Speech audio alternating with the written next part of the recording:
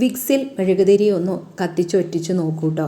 നമ്മളിത് ഒരു പാത്രം എടുത്തിട്ട് അതിലേക്ക് ഒരു 3-4 മെഴുകുതിരി ഇതുപോലെ ഒന്ന് ഇട്ട് കൊടുക്കുക. ഗ്യാസ് ലോ ഫ്ലെയിമിലാക്കിയിട്ട് നന്നായി ഒന്ന് ചൂടായതിന് ശേഷം വേണം മെഴുകുതിരി ഇട്ട് കൊടുക്കാൻ.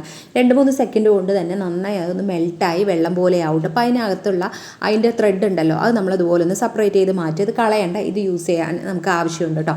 അത് മെൽട്ടായതിന് ശേഷം നമ്മളിതിലേക്ക് 1 ടേബിൾ സ്പൂണോളം വിക്സ് ചേർത്ത് കൊടുക്കുക. പിന്നെ യൂക്കാലിപ്സ് ഉണ്ടെന്നുണ്ടെങ്കിൽ അതും നമ്മളിതിലേക്ക് കുറച്ച് ഒഴിച്ചു കൊടുക്കുക കേട്ടോ. അതിൻ്റെ ആ ഒരു ഓയിൽ നമ്മളിതിലേക്ക് ഒഴിച്ചു കൊടുക്കുക. എന്നിട്ട് നന്നായി എല്ലാം ഒന്ന് മിക്സ് ചെയ്തതിന് ശേഷം ഫ്ലെയിം ഓഫാക്കി കൊടുത്ത് അത് ചൂടാറുന്നതിന് മുമ്പ് തന്നെ നമ്മുടെ അടുത്ത് വല്ല ചിരാഗ് ഉണ്ടെന്നുണ്ടെങ്കിൽ ഞാൻ ഒരു 3 ചിരാഗ് എടുത്തിട്ടുണ്ട്, അതിലേക്ക് ഞാൻ ഇതുപോലെ ഒന്ന് ഒഴിച്ചു കൊടുക്കുന്നുണ്ട്. എന്നിട്ട് നമ്മൾ നേരത്തെ എടുത്തിട്ടുള്ള ആ ത്രെഡ് ഇതുപോലെ ഒന്ന് ഇതിലേക്ക് കറക്റ്റായിട്ട് ഒന്ന് ലെവലായിട്ട് വെക്കുക, തിരിയുടെ രീതിയിൽ ആക്കി വെക്കുക. പിന്നെ നമ്മൾ ഇത് നന്നായി ഒന്ന് ഉറയ്ക്കാനായിട്ട് കുറച്ച് സമയം ഒന്ന് വെയിറ്റ് ചെയ്യുക കേട്ടോ. ഒരു കുറച്ച് സമയം കൊണ്ട് തന്നെ ഇത് നല്ല രീതിയിൽ നമ്മൾ നേരത്തെ ഉണ്ടായിരുന്ന ആ ഒരു മെഴുകുതിരിൻ്റെ ആ ഒരു രീതിയിൽ തന്നെ നമ്മളത് ആയി കിട്ടും. അപ്പോൾ ഇത് കുറച്ച് താഴെ പോയിട്ടുണ്ട് കേട്ടോ. അത് ഇതുപോലെ കത്തി യൂസ് ചെയ്തതിന് ശേഷം കുറച്ച് തിളച്ച വെള്ളത്തിൽ മുക്കി കോട്ടൺ തുണി യൂസ് ചെയ്ത് ഇതുപോലെ തുടയ്ക്കുകയാണെങ്കിൽ പെട്ടെന്ന് പോകും കേട്ടോ.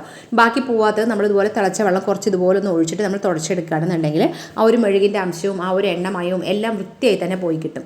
ഇനി നമ്മൾ അതുപോലെ ഈ ഒന്ന് നന്നായി ഒന്ന് ഉറച്ചതിന് ശേഷം ഇതൊന്ന് കത്തിക്കുക കേട്ടോ. രാത്രി സമയത്ത്, സന്ധ്യാസമയത്ത്, അതുപോലെ രാവിലെ നേരത്തൊക്കെ നമ്മളിത് കത്തിച്ച് വെക്കുകയാണെന്നുണ്ടെങ്കിൽ കൊതുക് ആ പരിസരത്ത് വരികയില്ല, വീട്ടിനകത്ത് നല്ലൊരു പോസിറ്റീവ് എനർജി വരാനും ഒക്കെ ഹെൽപ്പാക്കും കേട്ടോ.